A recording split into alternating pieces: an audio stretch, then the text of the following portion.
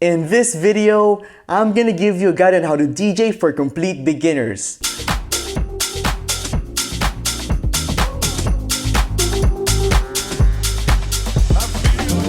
But if you already know how to DJ and just want to see what this video is all about,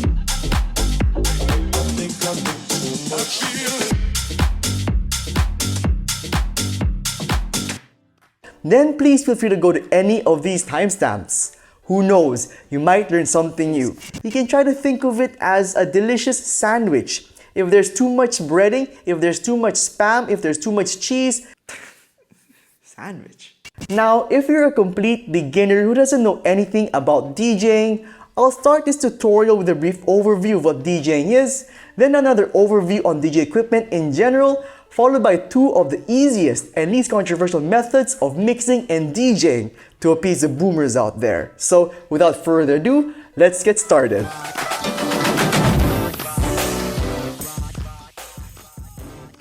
The overall objective of DJing is to play and mix music to appease a crowd. So when you see a DJ, one is technically mixing two songs together, and the tools that enable that to happen most of the time are two DJ decks and a mixer. But these club standard DJ tools you see in front of you cost over $5,000.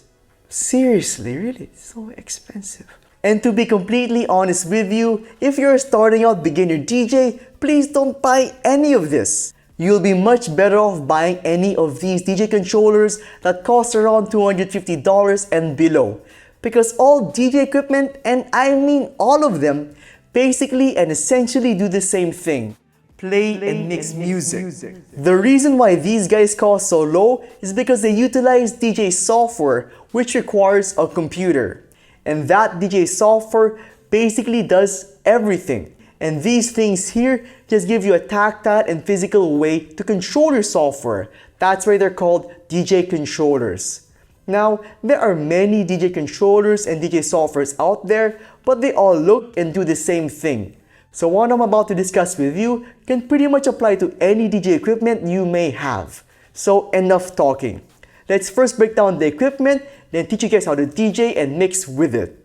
So the first thing you want to do is plug in your DJ controller and open up your DJ software. These white and red outputs on the back of your controller send the master volume of your mix to your speakers. And this little input over here is for your headphones, which will be the audio you hear when you're prepping and mixing songs. Now you may be wondering, what's the point of connecting your headphones to your controller when your speakers already output the sound to you and your audience?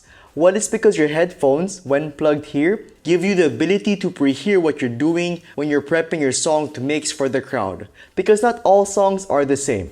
Some are faster, some are slower, some are in different keys, and some have different structures. But the point of mixing is to transition one song to the other despite their differences. The bigger their differences, the harder they are to mix. But as DJs, it's our job to find a way to proficiently and smoothly transition and blend two tracks together to make a cohesive, clean mix. So since you're a starting out beginner DJ, let's first learn how to transition between songs that are around the same speed and tempo, or what we professionally refer to as BPM or beats per minute. So we're gonna mix a couple of songs that are between 124 to 127 BPM. Before we move on to doing your first transition, if you want to follow along with this video, good news! All the songs used in this tutorial are free to download, so check the links down below. First thing to do is load your songs to your respective decks. On the left side is deck 1 and on the right side is deck 2. So let's use this browser knob over here to browse through our songs. So once you find your first song, click the load button on the left. And that'll bring your selected song to deck 1. And once you find your preferred second song, click the load button on the right. And that'll bring your selected song to deck number 2. So once you load your songs, your software will automatically determine their BPM and create a beat grid. You can think of your beat grid as a visual guide and series of markers that point to the location of beats within the track. And speaking of tracks, most DJ-friendly tracks have an intro and outro section. These will be the sections where we'll primarily do our mixing. Now with our tracks analyzed and loaded onto their decks, let's discuss the deck functions. Both decks basically do the same thing to their respective song, that's why they look alike. But their four most important functions are the following. First, the play/pause function. This green button here toggles between playing and pausing your track. Second, the cue function. The orange button over here cues your song. So if you press play too soon or too late, you can quickly go back to the start of the song and stop the deck.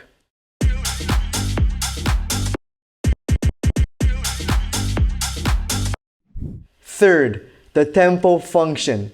This long fader here controls the BPM of your song.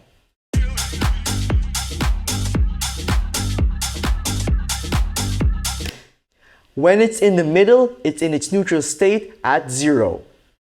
Fourth, the jog wheels. They temporarily speed up or slow down your song when you push or pull them from their side.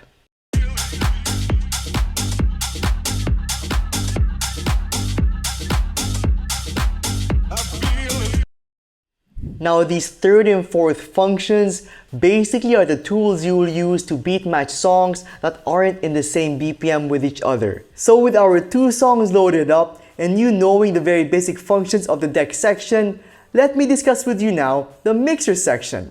This area is in charge of being the section where we blend and mix songs. And the four most important functions of the mixer section are the following.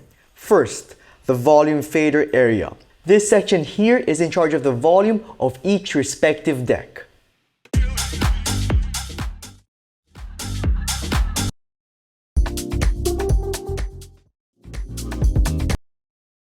Second, the crossfader section.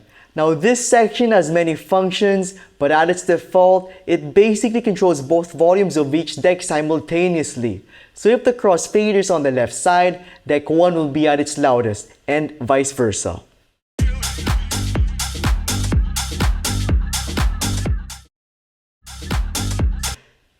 And if the crossfader is on the right side, deck 2 will be at its loudest, and vice versa.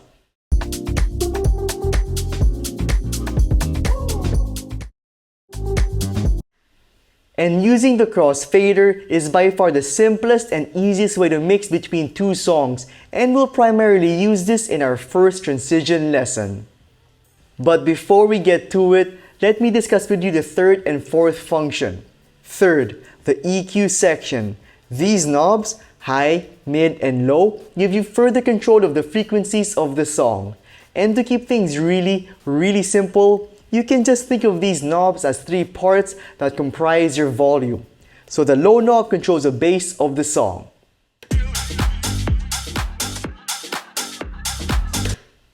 The mid knob controls a cappella / loud instrumental like sections of the song.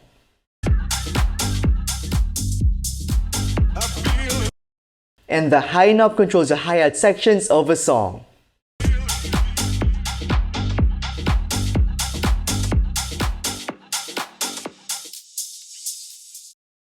So since you're starting out, these knobs should be mostly kept at the 12 o'clock position when mixing and blending. Later on in this video, we'll start implementing the low knob into our mixing, so stay tuned for that. Fourth, the headphone cue section. These buttons are in charge of letting you pre-hear what's going on each deck, regardless of how high or low the volume fader is.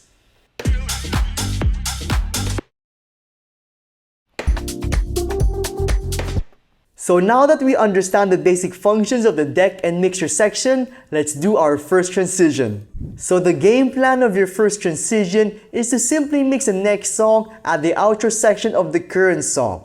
So you want to mix the next song exactly at this point here. And playing the next song at that exact point is the most important step of this whole process. So let's finally begin our first transition lesson. Step 0. Make sure your cross faders to the left side on deck 1. Your volume faders are all the way up. Your tempo faders are in the middle. And your EQ sections are all set to the 12 o'clock position. Step number 1. Load your first song. Play it and wait for its outro section. So this will be the part where you let your audience enjoy and dance to the song. And this will be the part where you look at the first song's BPM and verify it. So it's set to 124. Let's keep that in mind. Step number 2. As the first song plays, load your second song to deck number 2. And simply adjust the tempo fader to have the same BPM as the first song. So the second song's innate BPM is 125, so let's drag it up to decrease it so that it'll match the current song's BPM.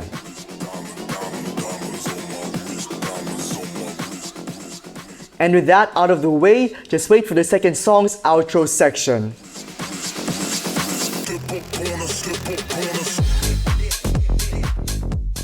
Step number 3, the most important part. Now, at the exact moment you reach the outro section, which should be here, play your second song and make sure the beat grids are aligned with each other. So you want them to look like this. Now your timing of playing the next song may be off, so be ready to use your jog wheels to bring the beat grids aligned and together with each other.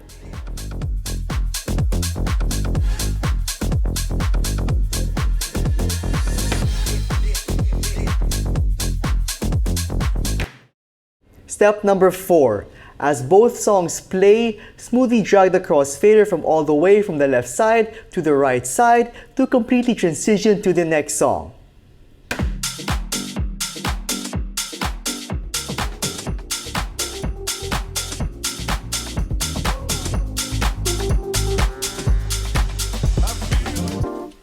And congratulations! You've just made your first transition. So let's keep this up and transition to the next song. Step number 5. As the second song plays, load your next song to deck number 1. Match its BPM with the currently playing song.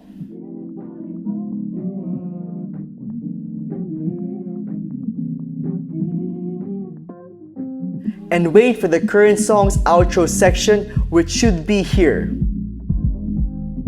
Step number 6, the most important step. Once you reach your outro section, which is the transition point, play your next song and make sure to align the beat grids together. So use your jog wheels to do so, and you can verify if things sound good using your headphone cue functions.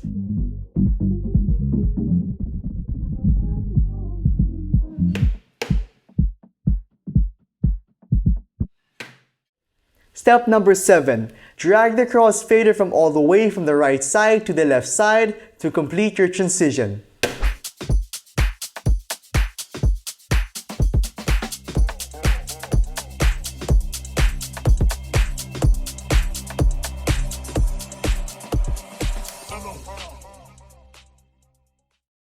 If you want to continue mixing, simply repeat this process starting from step number 2.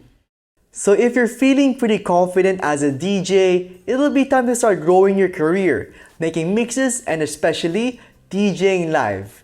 And if you want to jumpstart your DJ career, you should check out Young Guru's online course on how to DJ from setup to sound check.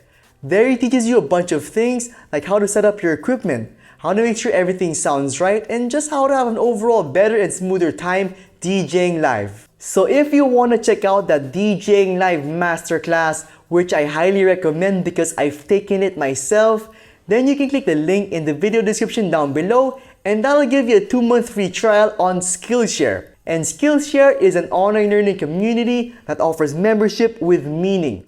With over 20,000 classes in graphic design, DJing, music production, songwriting, and more, which are all fueled by passionate creatives like myself, you're pretty much set for life if you want to learn anything efficiently, effectively, and economically. Because an annual subscription on Skillshare costs less than $10 a month.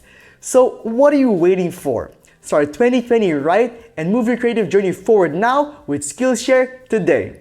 So once you master using the crossfader, let's move on to just mixing with the volume fader and EQ section, which most professional DJs prefer for more control. The main idea behind using the volumes and EQs to mix is to make sonic room for the next song.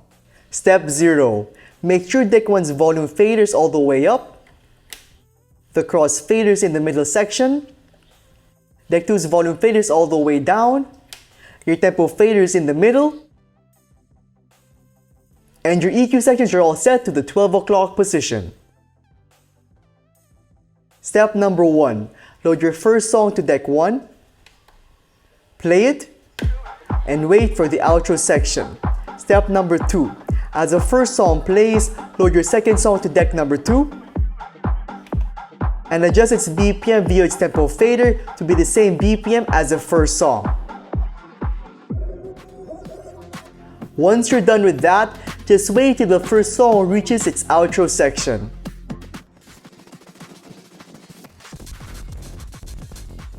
Step 3. The most important part. At the exact moment you reach the outro section, play your second song and make sure the beat grids are aligned with each other.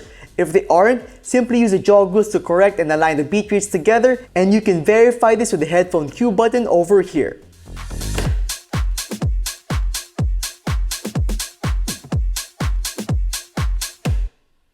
Step number 4. Once you know both songs are aligned and are beat matched perfectly, bring the volume fader of deck number 2 up. And as you do, slowly reduce the low knob of deck number 1 to make room for the volume of deck number 2.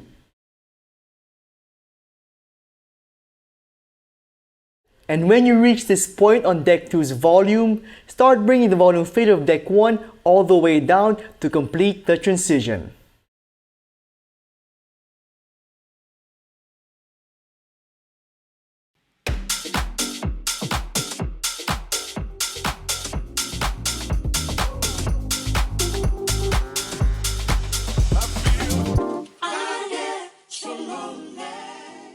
Now, if you're having a hard time mixing your songs together, it could be because of your beat grids. So here's a quick way to adjust them on Rekordbox DJ. Click this section here and use either these two buttons to align the beat grids with the beat. You want that beat grid to be exactly where the beat starts. And here's the way to adjust them on Serato DJ. Click Edit Grid, then click Clear, and position your song to the exact section where the beat starts, and click Set and Save. To get smooth crossfader settings and isolated EQ controls on Rekordbox DJ, click this icon here, then click Controller, then click Mixer, then bring the crossfader curve knob to the 12 o'clock position, and then click Isolate on the EQ/isolator setting. To get smooth crossfader settings on Serato, click this icon here, then click Mixer, then click the knob near the crossfader area and bring it to the 12 o'clock position. And you've made it to the end of the video. And if you want to still continue on your studies on how to be a better DJ every day today, check out these other things I have around me here. They'll all really help you out. And with that said, thank you so much for watching, guys, and I will see you all in the next one. Peace.